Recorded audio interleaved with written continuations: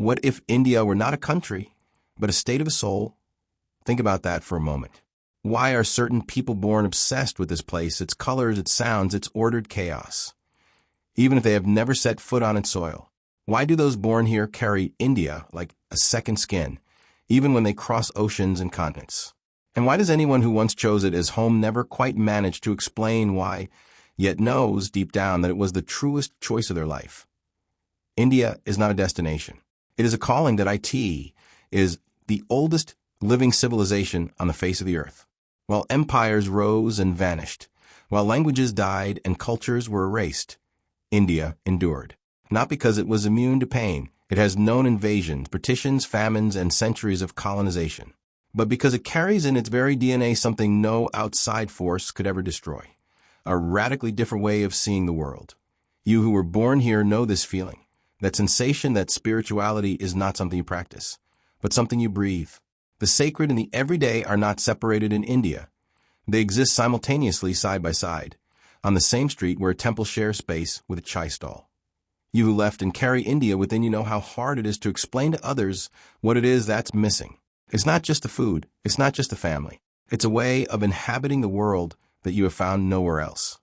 And you who feel it from afar, who were not born here, yet sense that something in this land resonates with something deep within you, know that this pull is no coincidence. It never was that I end this documentary. We will explore 4 concepts that exist only here, words and wisdoms that India has distilled over millennia, each revealing in its own way why your soul chose this land. That we will speak of Jugaad, the sacred art of turning the impossible into the possible with whatever lies in your hands. We will explore Ati Devo Bhava, the philosophy that sees the divine in the face of every stranger who arrives at your door. We will dive into Dharma, not as duty, but as the unmistakable calling of your soul. And we will come to understand Nazar, the ancient awareness that the visible world is only half of reality. 4 concepts, 1 civilization, and perhaps by the end of this journey, a deeper understanding of why you, yes, you, exactly you, are connected to it. And perhaps the first secret India holds is precisely this, that the solution always existed. It was simply waiting for you to look at it from a different angle. That is what we are going to explore now. There's a word in Hindi that the rest of the world took centuries to understand, and that India has always known by heart, Jugaad. There's no precise translation, not because it is complicated, but because the concept itself is larger than any language can contain. It is the art of looking at what you have and seeing what does not yet exist. It is the capacity to transform a motorcycle engine into a tractor, an empty bottle into an irrigation system, a dead end into a door that no one had noticed. You who were born in India know this gift from childhood. You may never have called it by name, but you have practiced it. The day you fixed something with whatever was at hand, the moment you found a path where everyone said there was none, that was Jugaad, not improvisation, ancient wisdom in action. Because Jugaad does not come from laziness or lack of resources. It comes from something far deeper. The refusal to accept that reality has the final word. India was forged across centuries of imposed scarcity, invasion, colonization, structural poverty. And instead of being broken by them, it developed an intelligence that the West is only now beginning to name as frugal innovation and to admire. Silicon Valley engineers study Jugaad in books. The average Indian practices it before breakfast. You carry India within you, wherever you are in the world. Recognize this pattern in yourself. It is that capacity to arrive somewhere new, without a map, without a network, without the comfort of the familiar, and still find a way to adapt, to create, to survive, and many times to thrive. This is not luck. This is inheritance.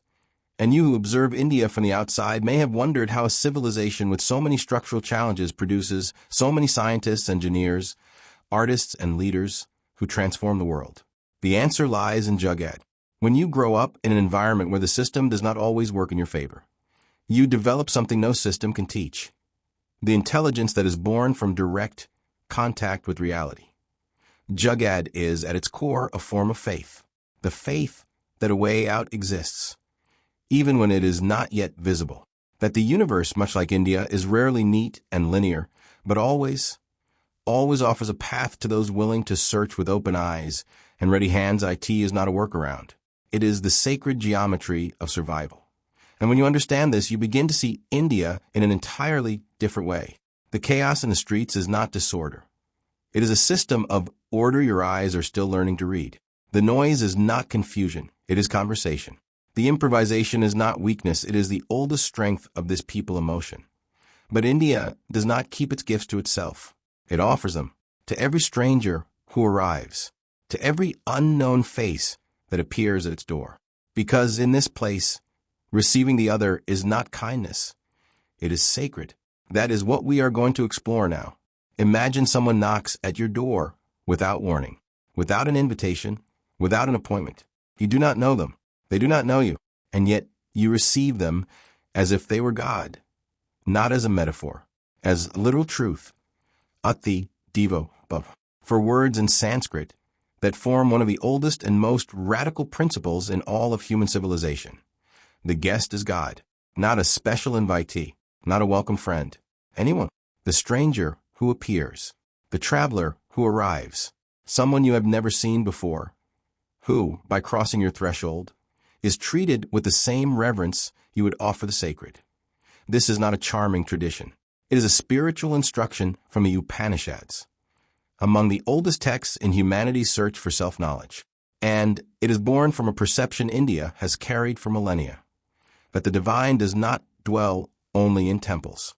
It circulates, it travels, it appears with an unfamiliar face and tests the quality of your soul. You who were born in India have already lived this, perhaps in your grandmother's home, where no one ever left without eating, where the question, have you eaten, was not social protocol, it was devotion, where offering water to whoever arrived was as sacred as lighting a diya. You grew up in a home where space for the other was always reserved, even when there seemed to be none. You who carry India within you living in another country may have felt the strangeness of cultures where the stranger is treated with suspicion, where the closed door is the norm and openness requires justification. And perhaps in some quiet moment, you understood what you had inherited, the capacity to see the divine in the face of whoever arrives, and to act accordingly. This is not naivety. It is a form of enlightenment in action. And you who feel India from afar, who may have arrived in this country as a traveler or tourist, you have probably already experienced something inexplicable, that hospitality that exceeds all logic. The stranger who insists on accompanying you to your destination, the family that invites you in to eat, to stay. You thought it was kindness, but it was theology. You were the Ati. You were the God who knocked at the door. Ati Devo Bhava reveals something fundamental about the Indian soul. It does not divide the world into sacred and profane, into familiar and strange. For India, the divine lives precisely where you least expect to find it, in the weary face of the traveler, in the lost gaze of someone who does not speak your language, in the unlikely presence of one who arrived uninvited. To receive the other is, therefore, the most daily spiritual practice of this people, more than any ritual, more than any prayer. And it is exactly here that the deepest question India has ever asked itself arises. If the stranger is sacred, then what am I? What is the purpose that brought me to this moment, in this place? The answer has a name, and that is what we are going to explore now. There is a question India has been asking for 5,000 years, a question that has crossed wars, empires, colonizations, and technological revolutions, and remains as alive today as the day it was first asked. Who am I, and why am I here? The West treated this question as philosophy. India treated it as urgency, as the central project of an entire civilization. And to answer it, she created a concept that has no equivalent in any other language in the world: Dharma. Translations have tried to capture it as duty, law, virtue, religion. None come close, because Dharma is not a rule imposed from outside. It is the most intimate law of your being, the unique frequency at which your soul vibrates when it is aligned with what it truly is. It is the calling that does not fall silent, the vocation that asks no permission, the purpose that was already in you before you had words to name it. You who were born in India know the pressure that exists around this question, and perhaps also the freedom hidden within it. From childhood, your culture placed you before a question that other civilizations avoid. What is your role in this cosmos? Not only in the family, not only in society, but in the larger fabric of existence. This may have been experienced as burden, but it is also a rare gift to be raised in a culture that believes your life has a specific, unique, irreplaceable purpose. You who left and built a new life somewhere else may have already felt that moment when the two traditions within you entered into tension. The calling of the heart against inherited expectations, personal Dharma against family Dharma. And perhaps in some moment of clarity, you realized that India did not teach you to escape that tension. It taught you to inhabit it, to find within the paradox your own path. And you who feel India from afar, drawn by its wisdom, may have arrived here precisely because this question resonates within you too. The question about purpose, about calling, about what you came to do in this world. Know that in asking this question, you are already practicing something deeply Indian. You are already on the path of Dharma. The Bhagavad Gita, the most studied text in India, is entirely about this. A warrior paralyzed before battle, unable to act. And what Krishna tells him is not a command. It is an invitation to self-knowledge. Act according to your deepest nature. Not what the world expects of you. Not what fear dictates. What your soul, in its most honest silence, recognizes as true. This is the deepest gift that Indian civilization has offered to humanity. The idea that each being has a singular frequency, and that living that frequency with total commitment and without comparison to others is the highest form of existence. But Dharma does not exist in a vacuum. It exists in the world, in contact with the other, with the visible and with what lies beyond the visible. And India has always known that the world the eyes see is only half the story. The other half is what we're going to explore now. Have you ever felt you were being watched and turned around to find no one there? Have you experienced that strange feeling that something in a situation was not right, even when everything seemed perfect on the surface? Have you noticed how certain people enter a room and the energy shifts without anyone being able to explain why? India did not merely notice this. She built an entire philosophy around it. Nazar. The word exists in Hindi and Urdu across multiple Indian languages, and it carries a universe of meanings that the Western concept of the evil eye cannot fully contain. Nazar is the gaze, but not just any gaze. It is the charged gaze, the look that transfers energy, intentionally or not. The awareness that eyes are not merely organs that receive light, but instruments that also emit. In every Indian home, you find the signs of this awareness. The small black that discreetly painted on a beautiful baby's cheek, so that the excess of admiration does not unbalance them. The chili peppers and limes hanging at the entrance of shops and homes, a visual antidote against the heavy gaze. The ritual of passing a whole chili pepper around the body of someone who has fallen ill, and then throwing it into fire. The dark bracelets on a child's wrist, the red dot between the eyes that is also protection.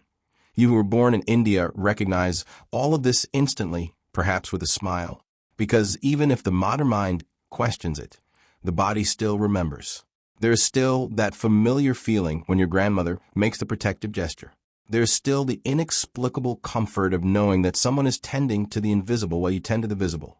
You who left and live in cultures where this knowledge does not exist, or is treated as superstition, may have already felt the absence. The sensation that something is unprotected, that beauty requires care beyond the physical, that not every influence on your life comes from sources you can name.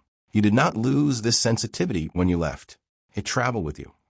And you who feel India from afar, perhaps this is precisely the dimension that draws you most without your being able to name it. This categorical refusal to reduce reality to what is measurable. This insistence that the world is layers, and that ignoring the invisible layers is a form of blindness, not intelligence. Nazar is not fear. It is attention. It is the daily practice of remembering that we live in multiple dimensions simultaneously, that affection can protect as much as it can overwhelm, that admiration carries weight, that the invisible is as real as stone and clay. India never needed quantum physics to know that the observer affects the observed. She simply lived this principle and painted chili pepper on the door. And when you finally learn to see with both eyes, the one that perceives the world and the one that perceives the invisible, something integrates within you. The four paths we have walked in this documentary cease to be separate concepts and reveal a single message. That is where we arrive now. We have arrived at the end of this journey, but perhaps it is more accurate to say, we have arrived at the beginning of an understanding. Because India is not a country you understand all at once. She's a country that reveals herself in layers, as the Upanishads themselves taught, as Nazar itself suggests. Reality is depths that only open for those willing to look more than once, with more than one kind of eye. We walked 4 paths in this documentary, and now standing here at the end, we can see what was always hidden in plain sight. They are a single path. Jugaad teaches you that the resources you have are enough if you know how to look at them the right way. Ati Devo Bhava teaches you that the human being who appears before you, any human being, is a manifestation of the sacred, if you know how to look at them the right way. Dharma teaches you that you yourself are a unique frequency in the cosmos, if you know how to look inward the right way. And Nazar teaches you that the world you see is only half of what exists, and that learning to perceive the other half is a practice, not a gift. 4 teachings. One single instruction. Learn to see. This is the message India has carried for 5,000 years. Not as dogma. She was never a place of simple dogmas, but as invitation, as loving provocation, as the hand of an ancient teacher resting on someone's shoulder and saying calmly and without hurry, look again, you who were born in this land. May today look at your inheritance with slightly different eyes, not only as tradition, not only as custom, but as a collection of spiritual tools that your civilization spent millennia refining for you. The chaos that formed you had a method. The hospitality you learned was theology. The purpose you seek has a name. And the invisible protection you feel was never illusion. You who left and carry India within you. Know that there's no distance that erases what is tattooed on the soul. You took Jugaad to solve problems others deemed impossible. You took Ati Devo Bhava to open doors and close cultures. You took your Dharma as a compass in unmapped territories. And you never stopped perceiving the invisible, even when the environment around you insisted it did not exist.